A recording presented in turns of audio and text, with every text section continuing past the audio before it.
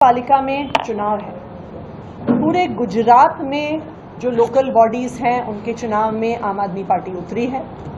आम आदमी पार्टी गुजरात की राजनीति में भाजपा को टक्कर देने के लिए, उनकी भ्रष्ट राजनीति को टक्कर देने के लिए इस चुनावी मैदान में उतरी है। पिछले इतने सालों से गुजरात की राजनीति में गुजरात की जनता भाजपा को वोट देती हुई आई है क्योंकि उनके पास कोई विकल्प नहीं था।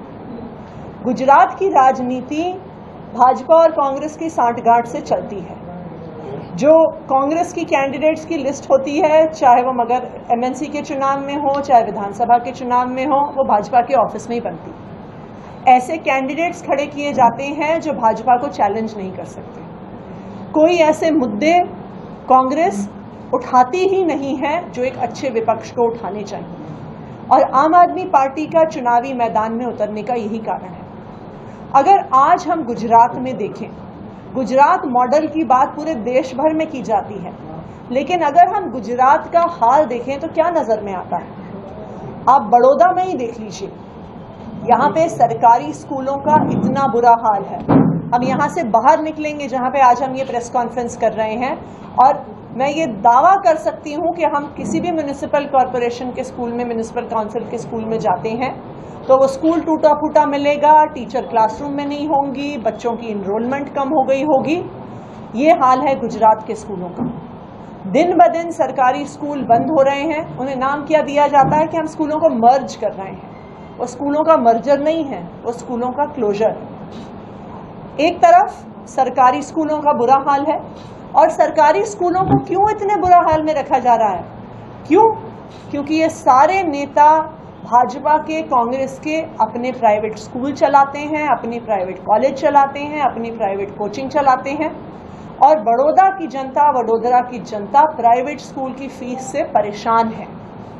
महीने दर महीने आज यहाँ के लोग, वडोदरा के लोग बच्चों की फीस देने के लिए संघर्ष कर रहे हैं। पिछले 20 साल से ज़्यादा गुजरात के लोग भाजपा को वोट देते आए हैं क्योंकि उनके पास कोई विकल्प नहीं था। लेकिन आज आम आदमी पार्टी के गुजरात की राजनीति में उतरने से एक ईमानदार राजनीति का विकल्प सामने आ गया है। एक पार्टी जो सस्ती बिजली, साफ पानी, मुफ्त पानी, अच्छे सरकारी स्कूल, प्राइवेट स्कूलों की फीस को रोकना, अच्छे सरकारी अस्पतालों की बात करती है। तो मैं उम्मीद करती हूं कि गुजरात की जनता इस ईमानदार राजनीति के साथ खड़ी होगी, और गुजरात की जनता और आम आदमी पार्टी मिलकर गुजरात को सुधारेगी। मैम, 25 सालों से बीजेपी का शासन रहा है यहाँ पे। आपको लगता है कि जो आप जो गुहार कर रही हैं वो पब्लिक के दिलों तक पहुँचेगी? देखिए, जब आम आदमी पार्टी ने 2013 में चुनाव लड़ा था दिल्ली में, तब दिल्ली में 15 साल से कांग्रेस की सरकार थी। शीला दीक्षित जी 3 टेन्योर में चीफ मिनिस्टर रह चुकी थी। कोई मानता ही नहीं था कि दिल्ली से कांग्रेस को हटाया जा सकता है, और वो भी एक नई पार्टी द्वारा, जिसके पास पैसे नहीं थे, जिसके पास कोई एक्सपीरियंस नहीं था। लेकिन फिर भी हम 67 सीट लेके आए। ये ज़रूरी नहीं है कि दिल्ली की जैसी स्पीड हर राज्य में हो, लेकिन समस्या पूरे देश भर में वही है। राजनीति भ्रष्ट है, नेता अपना पैसा कमाने में व्यस्त हैं, और जनता परेशान है। क्यों आज सरकारी स्कूलों का बुरा हाल है? क्योंकि सारा जो पैसा सरकारी स्कूलों में जाना था वो नेता चोरी करके अपनी जेब में डाल लेते हैं। क्यों प्राइवेट स्कूलों की फीस बढ़ रही है? क्योंकि नेता अपने प्राइवेट स्कूल चलाते हैं। वो क्यों रोकेंगे उनकी फीस? वो इन प्राइवेट स्कूलों से, प्राइवेट अस्पतालों से मोटा चंदा लेते हैं अपने चुनाव के लिए। तो जब तक राजनीति ईमानदार नहीं होगी, तब तक एक आम इंसान की जिंदगी में बदलाव नहीं आएगा। और आप भी लड़ रही है, कांग्रेस भी है, तो आपको लगता है कहीं ना कहीं ये वोट बटेंगे यहाँ पे? आपको थोड़ा सा आपका जो असर होगा ये पार्टियां थोड़ा सा कम करेंगे? देखिए, जिन सब पार्टियों का आपने नाम लिया, उन्होंने गुजरात की राजनीति में पिछले 20 साल में विपक्ष की भूमिका नहीं निभाई है। अगर उन्होंने विपक्ष की भूमिका निभाई होती तो आज गुजरात का ये हाल नहीं होता, आज वडोदरा में इतना गंदा पानी ना होता, आज प्राइवेट स्कूलों की फीस नहीं बढ़ी होती।